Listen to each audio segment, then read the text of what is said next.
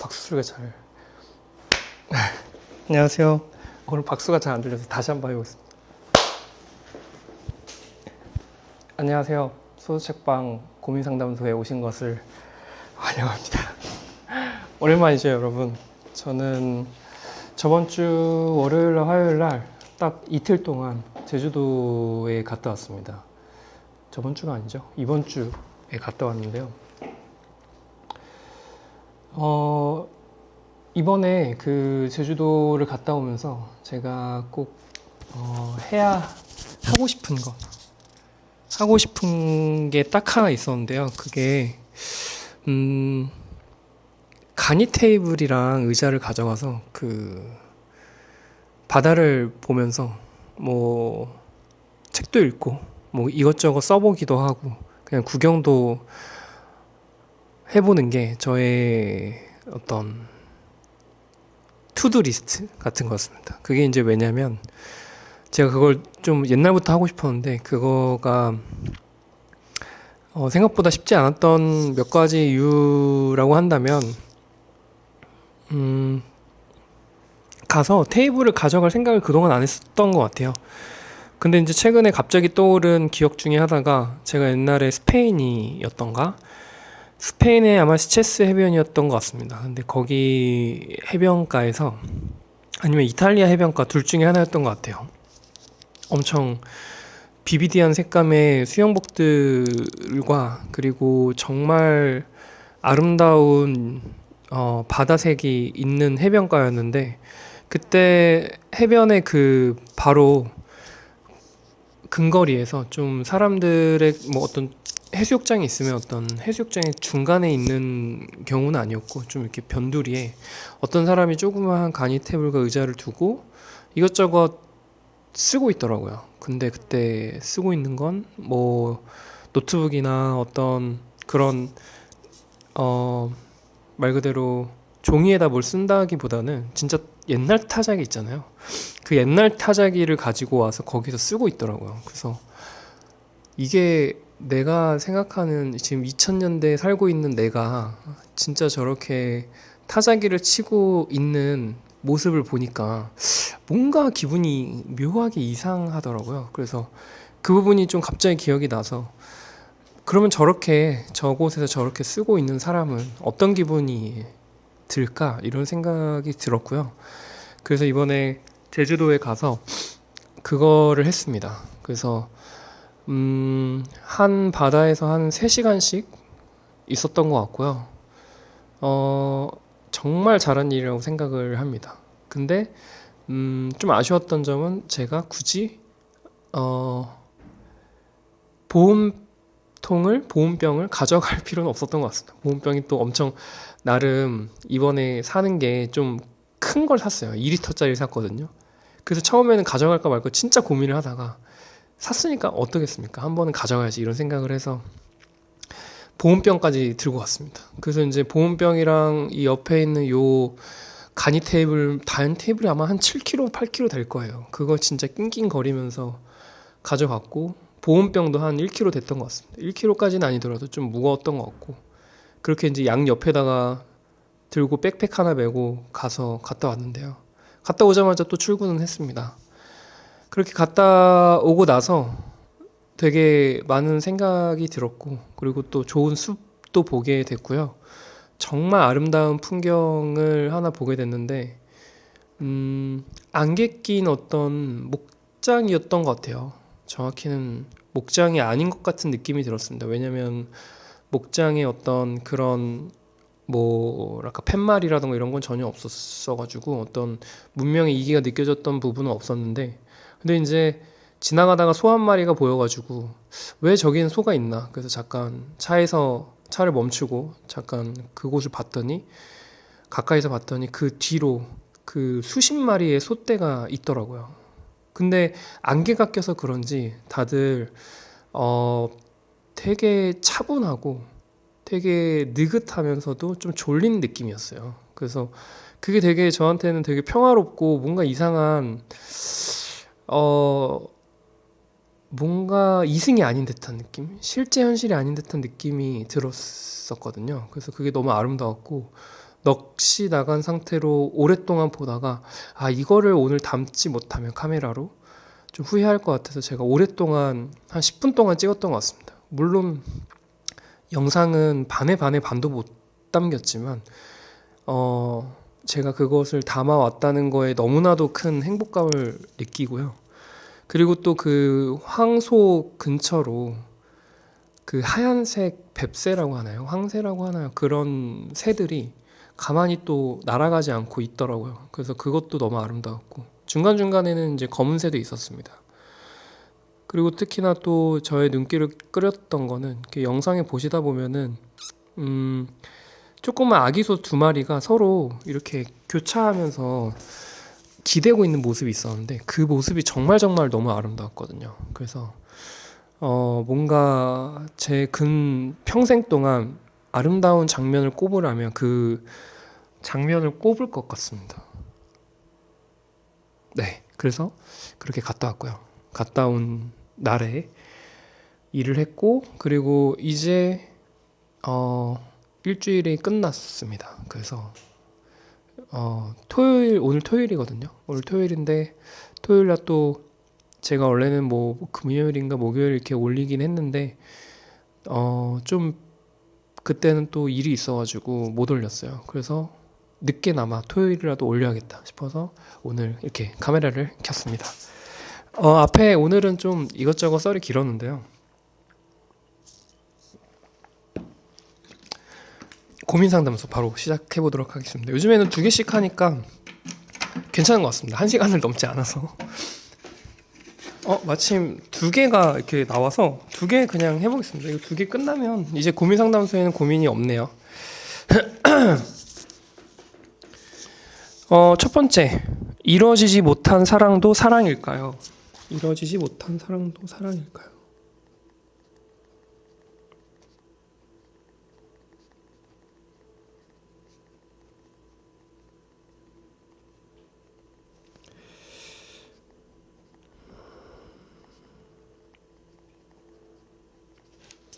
저는 사랑이라고 생각합니다. 완전요. 완전 사랑이다. 오히려 이루어지지 못했기 때문에 사랑이라고도 부를 수 있지 않을까? 라는 생각도 일부 있습니다. 그것은 첫 번째로 짝사랑이 있잖아요. 짝사랑이 있는데 외사랑이라고도 하죠.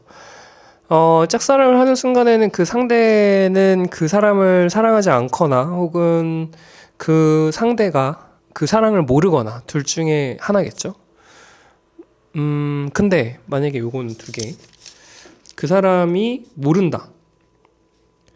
모를 때 짝사랑은 가장 큰 행복감을 주는 것 같아요. 그래서 왜냐하면 저는 짝사랑에 많은 형태가 있다고 생각하는데 어떤 연예인을 사랑하는 것, 연예인을 좋아하고 이런 것도 짝사랑의 일종이라고 생각을 하고요. 그리고 내 주위에 있는 사람 중에 어떤 사람을 사랑하게 됐다, 사랑한다. 이것도 당연히 짝사랑이겠죠.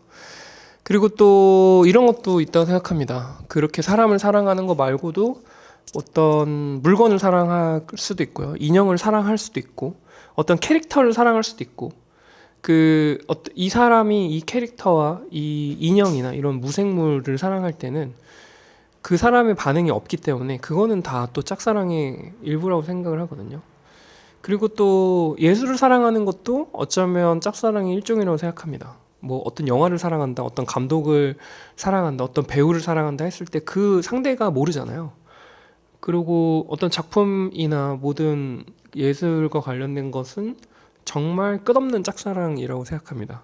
그래서 짝사랑은 너무나도 또 사랑이잖아요. 그리고 또 저는 그런 생각도 합니다. 저는 강아지의 사랑이나 뭐 고양이보다는 강아지가 좀 더 인간에 대한 사랑이 더 많다고 느껴지거든요. 왜냐면 반응을 보면 알 수 있잖아요. 좀 더 인간 의지적인 느낌도 들고요. 의존은 하진 않는 것 같고.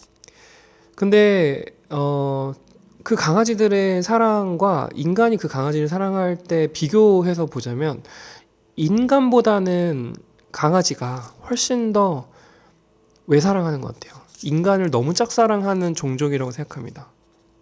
강아지는. 그래서 저는 강아지의 사랑이 너무나도 위대하다고 생각하고요. 너무나도 사랑스럽다고 생각합니다. 너무나도 사랑만 주니까. 그리고 또 뭐 당연히 뭐 강아지가 짖거나 막 물거나 이럴 때도 있잖아요. 근데 그것도 다른 사랑의 일종이라고 생각하게 되는 것 같아요.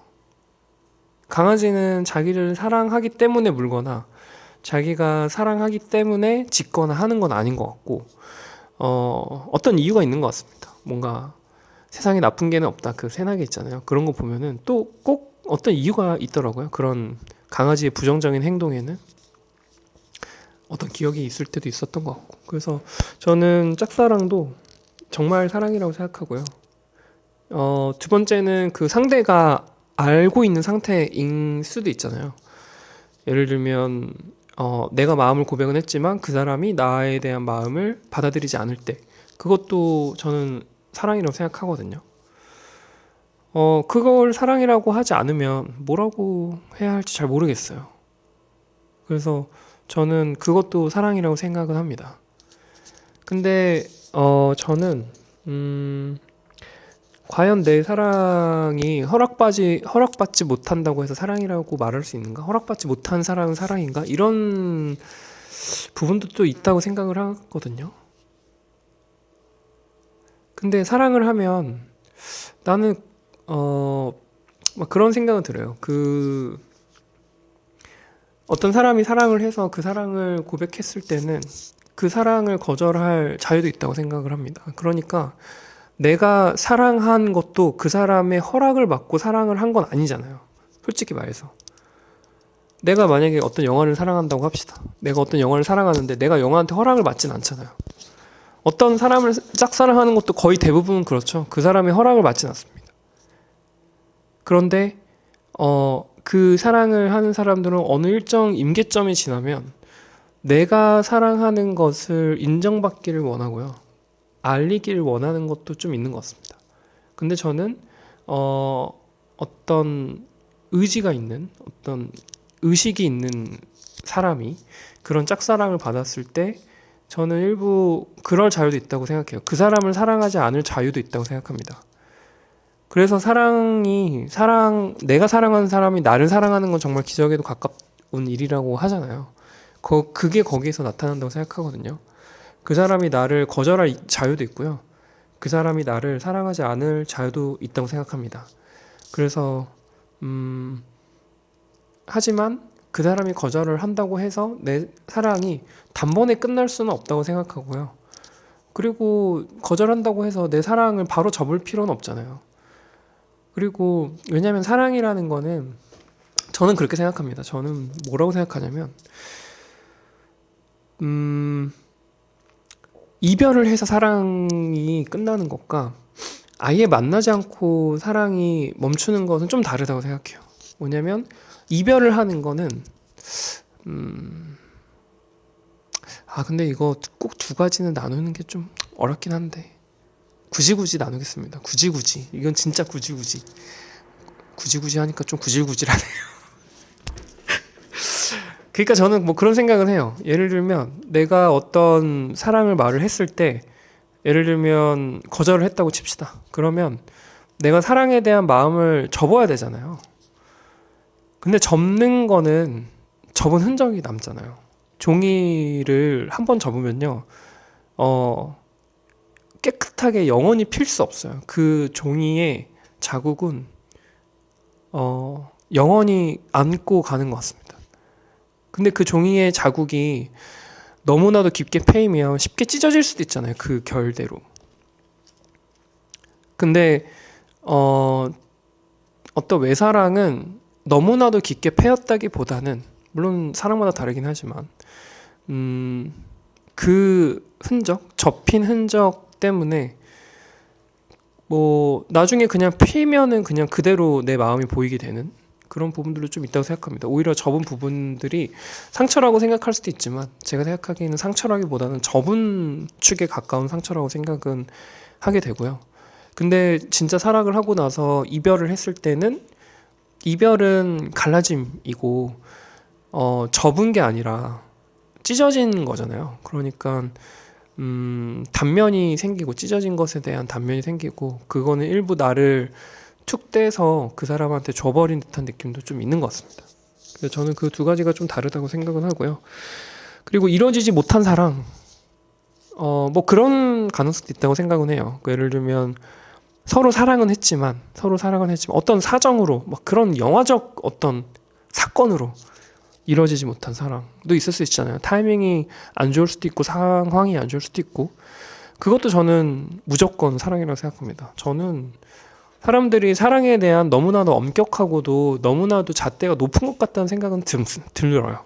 그래서 물론 저도 약간 그런 부분들이 좀 있는 것 같습니다. 예를 들면 어떤 상대를 좋아한다고 얘기를 하는 것과 사랑한다고 고백을 하는 것과 되게 많은 차이가 있다고 생각을 하게 돼요. 왜냐면 사랑이 그만큼 좀 무겁다고 느껴지고 더 소중하다고 느껴지니까요. 그래서 그런 부분들이 다르다고 생각은 하지만 역시나 당연히 굳이 사랑이라고 말할 수 있음에도 사랑이라고 말하지 않는 것도 제가 앞에서 말했던 것처럼 구질구질하다고 생각합니다.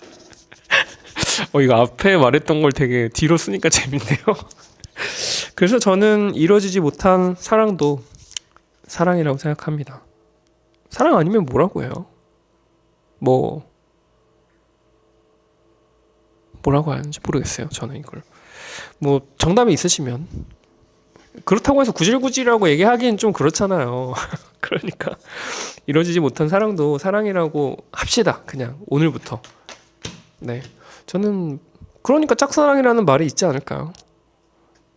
감히 사랑을 불륜에다가 짝사랑이라는 사랑이라는 말을 안 붙인단 말이죠. 사랑은 그만큼 되게 고결한 느낌도 또 있단 말이죠. 그렇기 때문에 짝사랑에 대놓고 짝사랑 얼마나 순수합니까? 짝사랑. 그래서 저는 그런 생각을 합니다. 그리고 저는 그런 생각까지도 들어요. 부모님은 영원히 자식을 짝사랑한다. 이런 말도 생각이 납니다.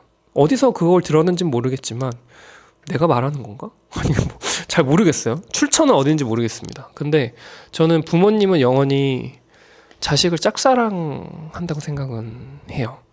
근데 또 웃긴 건 부모님이 돌아가시고 나서는 자식이 부모를 짝사랑하기 시작한다고 생각합니다.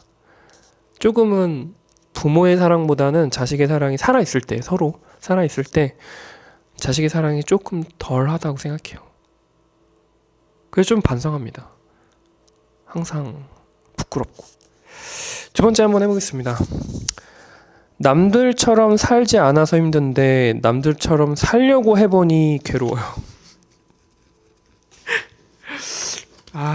진짜 너무 어렵다. 이거 진짜. 남들처럼 살지 않아서 힘든데 남들처럼 살려고 해보니 괴로워요. 제 마음은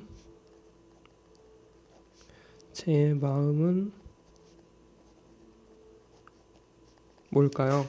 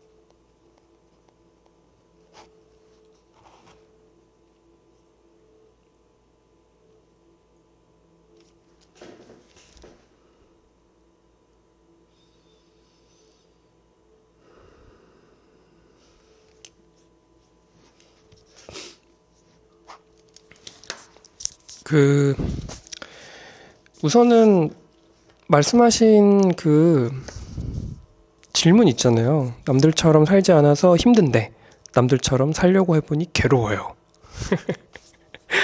저는 이 말에서 다 이미 질문자님의 어떤 가치를 볼 수 있다고 생각하거든요. 힘든 거랑 괴로운 거랑 두 가지가 같이 나란히 있잖아요. 근데 힘든 거는 괴로운 건 아닌 것 같아요. 힘든 건 그냥 힘든 거죠. 그냥 힘든 거.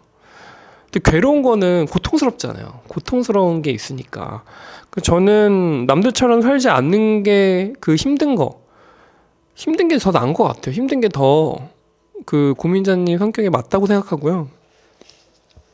근데 이제 남들처럼 살지 않아서 뭐 힘든다 라고 했을 때 남들처럼이 뭐 예를 들면 뭐 그런 것도 있는 것 같습니다. 어떤 전형적인 사회적 그 뭐랄까요? 프로토콜이라고 해야 될까요? 그 뭔가 이렇게 사회적 어떤 통념에 가까운, 통념도 이제는 많이 사라지긴 했지만 뭔가 회사를 다니고 졸업하자마자 취업을 하고 뭐 결혼을 하고 뭐 이런 것들 있잖아요.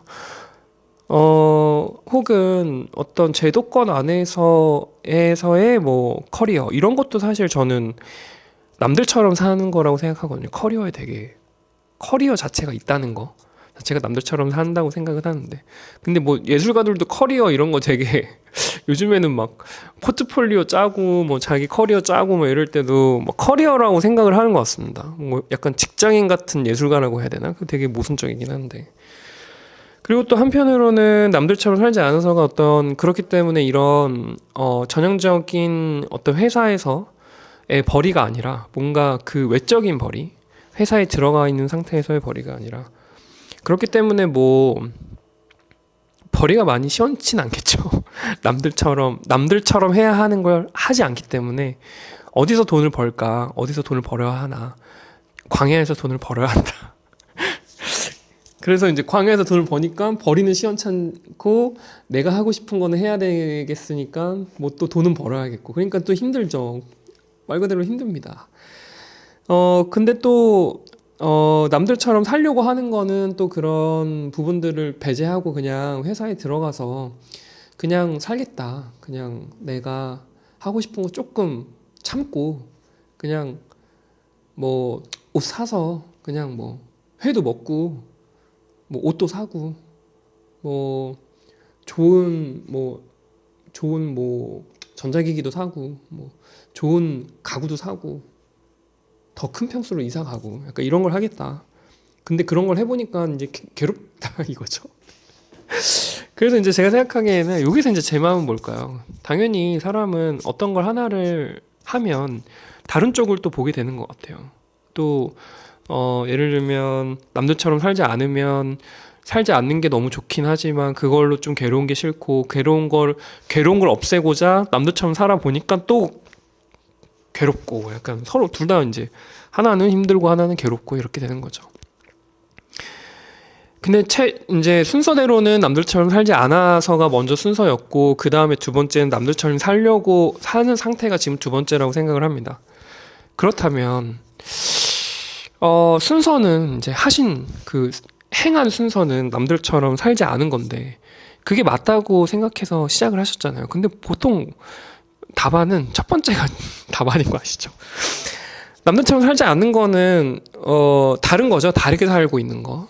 남들이 봤을 때는 저 사람은 좀 나랑 다르게 사네, 내 주위에 있는 사람과 다르게 사네 쪽에 가까운 거고요. 두 번째는 뭐 어떤 좀 더 집단적 객체보다는 개별적 객체에 가까운 개별적 개성 뭐 그런 부분, 그리고 어떤 독창적인 느낌도 좀 있는 것 같고요.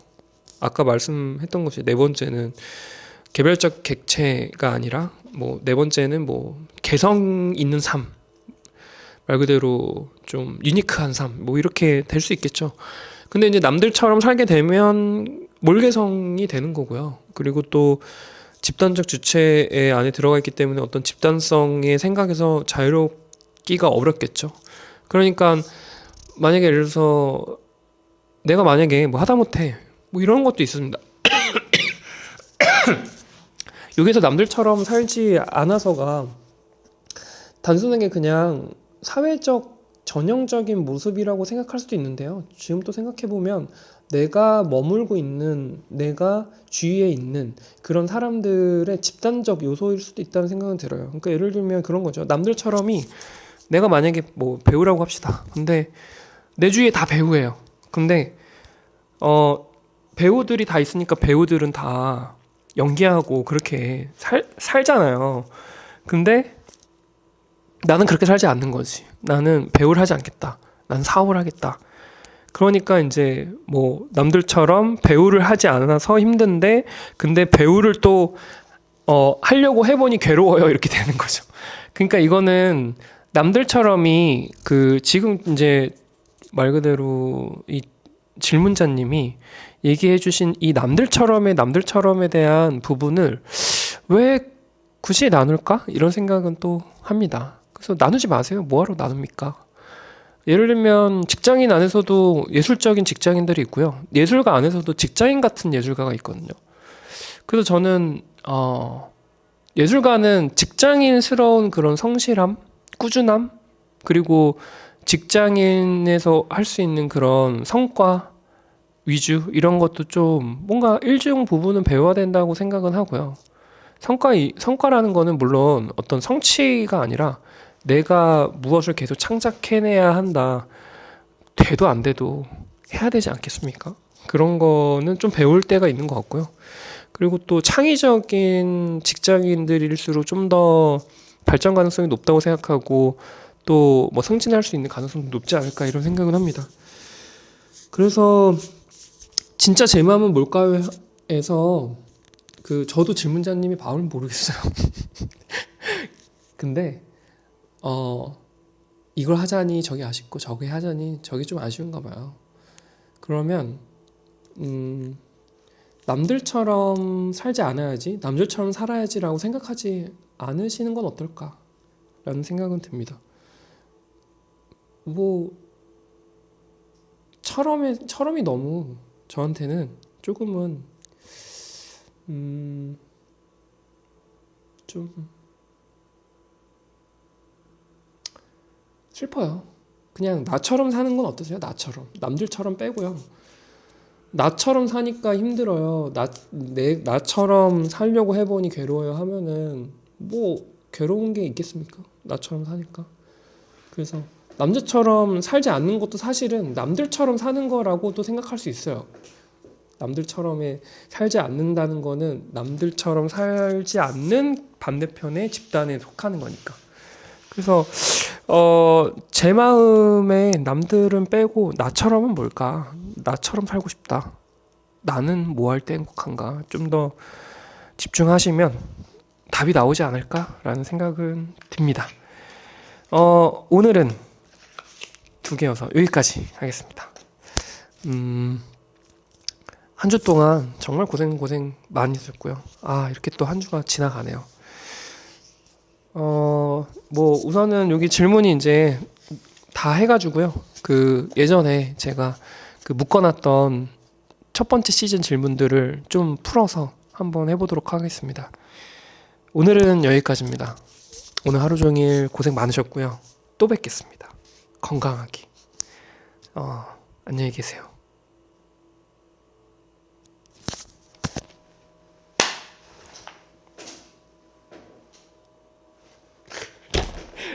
바이바이.